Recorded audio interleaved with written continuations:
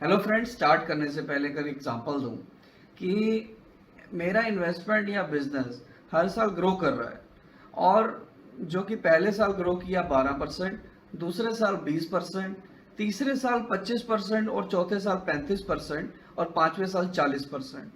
अब ये सब फिगर्स देखकर अच्छा तो लग रहा है और दिखता है कि पैसा ग्रोथ कर रहा है, बट एज अ इन्वेस्टर और बिजनेस पर्सन अगर मुझे एक फिगर निकालना हो जिससे कि मैं अपने इन्वेस्टमेंट की एवरेज सालाना ग्रोथ निकाल सकूं और साथ में कंपाउंडिंग, जिसे हम हिंदी में चक्रवृद्धि कहते हैं, उसे भी कैलकुलेट कर सकूं, तो उस रिप्रेजेंटेटिव फिगर को हम बोलते हैं CAGR, मतलब कि कंपाउंड एनुअल ग्रोथ रेट। चलिए इसे अच्छे से और समझते हैं और इसके फायदे क्या हैं और इसे कैसे कैलकुलेट किया जाता है।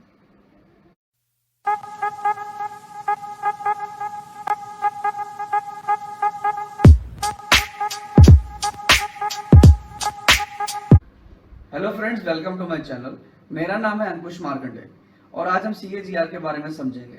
तो CAGR क्या है, इसे हम आसान भाषा में समझें तो CAGR एक रिप्रेजेंटेशनल फिगर है जो कि मेरे इन्वेस्टमेंट या बिजनेस की एवरेज ग्रोथ रिटर्न बताती है।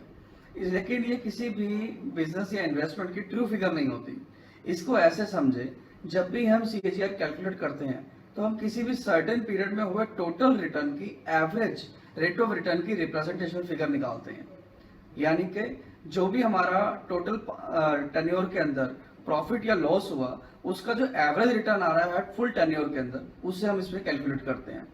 जैसे कि मैंने 100 रुपीज इन्वेस्ट किया एट द रेट ऑफ 10%, जिस पर मुझे फर्स्ट ईयर रिटर्न मिला 110 rupees, then second year return मिला 121 rupees at the rate of 10%। So यानी कि मुझे इंटरेस्ट पे इंटरेस्ट मिला। इसको ऐसे समझें कि मैंने 100 रुपीज इन्वेस्ट किया एट द रेट ऑफ 10%, जिसमें मुझे फर्स्ट ईयर रिटर्न आया 10 rupees, then second year return आया 11 रुपीज। सो यही होता है आपकी इन्वेस्टमेंट में, जिसे कि हम कंपाउंडिंग बोलते हैं, यानी कि इंटरेस्ट पे इंटरेस्ट मिलना, और इस पर मिले इंटरेस्ट को हम कंपाउंड इंटरेस्ट बोल देते हैं। चलिए अब हम CAGR का फॉर्मूला देखते हैं। तो उससे पहले हमें कंपाउंडिंग का फॉर्मूला समझना होगा। कंपाउंडिंग का फॉर्मूला होता है FV is equal to PV bracket 1 plus R bracket close whole to the power n। So इसमें FV हुआ फाइनल वैल्यू, PV हुआ present value, R is the rate of return and N is the number of year. अब हम थोड़ा सा इसको simplify करें, so हमारे पास R इज इक्वल टू आ जाएगा FV by PV whole to the power 1 by N bracket whole close -1। हमने कुछ नहीं किया, सिंपल LHS और RHS को थोड़ा इधर से उधर किया है और हमारे पास जो रेट ऑफ रिटर्न का फॉर्मूला आ गया, जिसे हम CAGR का फॉर्मूला भी बोलते हैं। तो CAGR कुछ नहीं है, एक सिंप्लीफाइड जो है मॉडिफाइड वर्जन है कंपाउंडिंग फॉर्मूले का। चलिए CAGR की प्रैक्टिकल एप्लीकेशन को समझते हैं। अगर आप किसी कंपनी की फाइनेंशियल बैलेंस शीट की एनालिसिस करते हैं या फिर प्रॉफिट एंड लॉस की, तो ज़्यादातर इन्वेस्टमेंट ये देखना चाहते हैं या देखना पसंद करते हैं कि percentage of growth return on equity कितना है और रिटर्न ऑन कैपिटल डिप्लॉयड कितना आया। सो सपोज करते हैं कोई कंपनी रिटर्न दे रही है, जिसने कि अपने पहले साल में 20% रिटर्न दिया, देन दूसरे साल में 8% और तीसरे साल में -3%। तो एज अ इन्वेस्टर आप जानना चाहोगे कि on an average yearly company कितना रिटर्न दे रही है। तो अगर मैं इस एवरेज फिगर को निकालता हूँ या कैलकुलेट करने की कोशिश कर रहा हूँ, तो मैं कुछ नहीं कर रहा हूँ, मैं एक CAGR ही कैलकुलेट कर रहा हूँ। तो ऐसे आप CAGR को अपने बिजनेस की एवरेज ग्रोथ चेक करने के लिए यूज कर सकते हैं। लेकिन नाउ क्वेश्चन इज, क्या ये पर्सनल फाइनेंस को भी चेक करने के काम आता है? तो आंसर है यस। इसको आप अपने इंश्योरेंस या कोई भी आपने इन्वेस्टमेंट किया वन टाइम, उसका एनालाइज करने में यूज कर सकते हैं। तो यानी कि आपने कोई भी वन टाइम पेमेंट किया और आपको लमसम अमाउंट मैच्योरिटी मिलना है, तो उस केस में CAGR आपको हेल्पफुल है उसका रिटर्न चेक करने में। इसको एक एग्जांपल कैसे समझते हैं, यानी कि मैंने कोई इन्वेस्टमेंट किया या कोई इंश्योरेंस परचेज किया जिसमें वन टाइम मैंने 1 लाख रुपीज इन्वेस्ट किया और 20 ईयर्स के बाद मुझे वो रिटर्न दे रहा है 3 लाख रुपीज। सो क्या ये इंश्योरेंस वर्थफुल है? वैसे तो इंश्योरेंस का बेसिकली पर्पज होता है सम एश्योर्ड, बट फिर भी हमारी मेंटालिटी ऐसी है कि हम उसमें रिटर्न चेक करते हैं, तो वो भी हम इजीली CAGR के थ्रू चेक कर सकते हैं। और CAGR चेक करना सबसे इजी है और आप इसमें एक्सेल का भी यूज कर सकते हैं और ऐसे साइंटिफिक कैलकुलेटर के थ्रू भी इजीली चेक कर सकते हैं। चलिए अब एक एग्जांपल के साथ देखते हैं एक्सेल के ऊपर कि हमारा बिजनेस पर्सपेक्टिव में और सेविंग पर्सपेक्टिव में CAGR कैसे काम करता है और कैसे हम इसमें रिटर्न चेक कर सकते हैं। चलिए CAGR को समझते हैं बिजनेस एग्जांपल के साथ, जिसमें मैंने एक बैलेंस शीट ली है जिसमें हमने एक अमाउंट इन्वेस्ट की 10,000 2010 में, जिसकी वैल्यू 2011 में 12,000 हुई, जिसका YOY रिटर्न आया 20%। और इसी तरीके से 2012 में 12,900, YOY रिटर्न 8%। 2013 में 12,500, YOY रिटर्न -3%।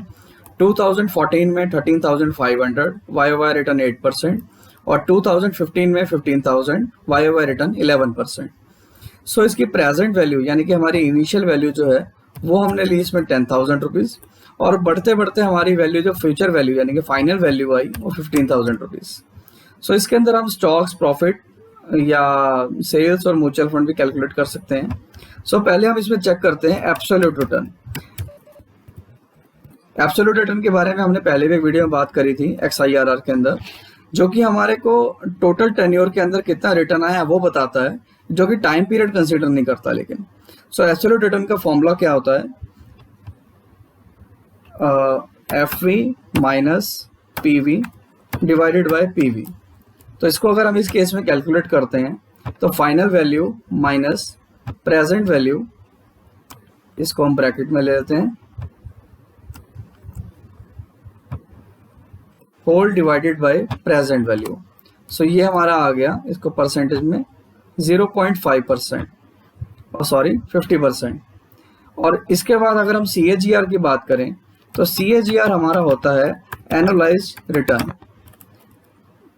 लेकिन एनुअलाइज्ड रिटर्न भी दो तरह का होता है।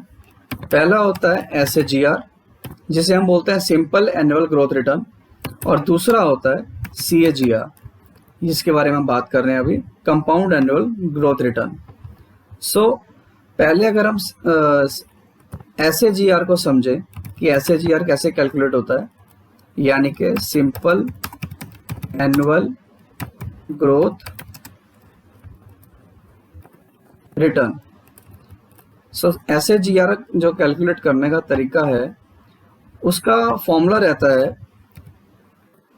Absolute return whole divided by number of years.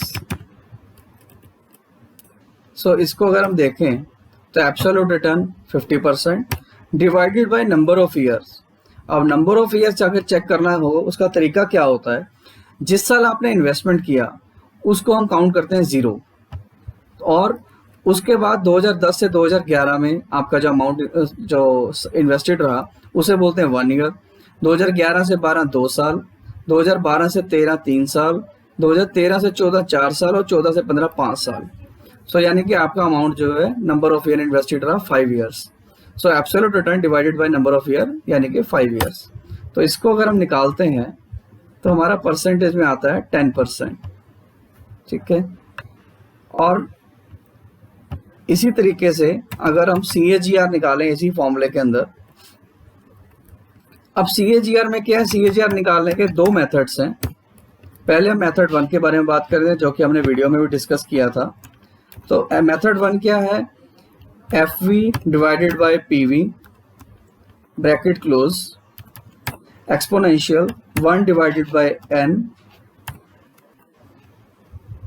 Whole bracket close -1। So ये हमारा फॉर्मूला है CAGR निकालने का, जो हमने कैलकुलेट किया था। अब इसको इसी फॉर्मूले को यहाँ इम्प्लीमेंट करते हैं। सो पहले हमारा bracket open, FV divided by PV bracket close exponential 1 divided by number of year is 5 bracket close. एक बार हम ब्रैकेट कंप्लीट कर लेते हैं इसमें, ब्रैकेट क्लोज -1।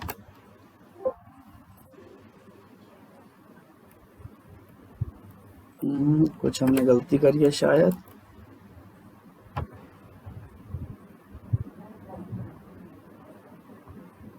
ओके, ये एक्सपोनेंशियल का ब्रैकेट रह गया था। नाउ सो ये हमारा आया रिटर्न। इसको अगर हम परसेंटेज में निकालते हैं तो 8.45%। सो हमारा जो हमने फॉर्मूला लगाया उसे 8.45%। अब अगर ये फॉर्मूला अगर आपको नहीं भी पता बट आप एक्सेल के अंदर काम कर रहे हैं तो एक्सेल का एक तरीका होता है, उसे हम मेथड 2 में चेक करेंगे। मेथड 2 हमारे पास हुआ अब इसके अंदर हमें सिंपल करना क्या है, हम इसको चेक कर सकते हैं। इक्वल टू करने के बाद आपने लिख देना रेट, ब्रैकेट ओपन करने के बाद एक्सेल आपको डायरेक्टली बता देगा। सो एन पर हुआ यानी कि नंबर फॉर ईयर, सो 5 जो हमारे पास है, कॉमा पीएमटी हमें 0 रखना है, जो हम इसको 0 मान के चल रहे हैं। और पीवी प्रेजेंट वैल्यू हमारे पास जो भी है उसको हम ले लेंगे 10,000, देन कॉमा, और उसके बाद हमारी फाइनल वैल्यू हमारे पास ब्रैकेट में है तो इसको हम माइनस में लेंगे, और उसके बाद ब्रैकेट क्लोज। इसको अगर हम करते हैं तो हमारे पास भी ये दोबारा से हमारा CAGR आ जाएगा जो कि फॉर्मूले के इक्वल है। तो इस तरीके से आप अपना वो चेक कर सकते हैं CAGR बिजनेस पर्सपेक्टिव से भी।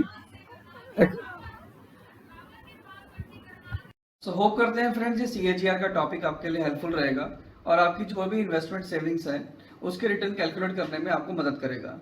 सो इसी तरह से हमारे वीडियो को लाइक करते रहिए, सब्सक्राइब कीजिए और शेयर कीजिए ज़्यादा से ज़्यादा, ताकि मुझे भी मोटिवेशन मिले और मैं आगे और अच्छे वीडियो आपके लिए बना सकूं। Thank you.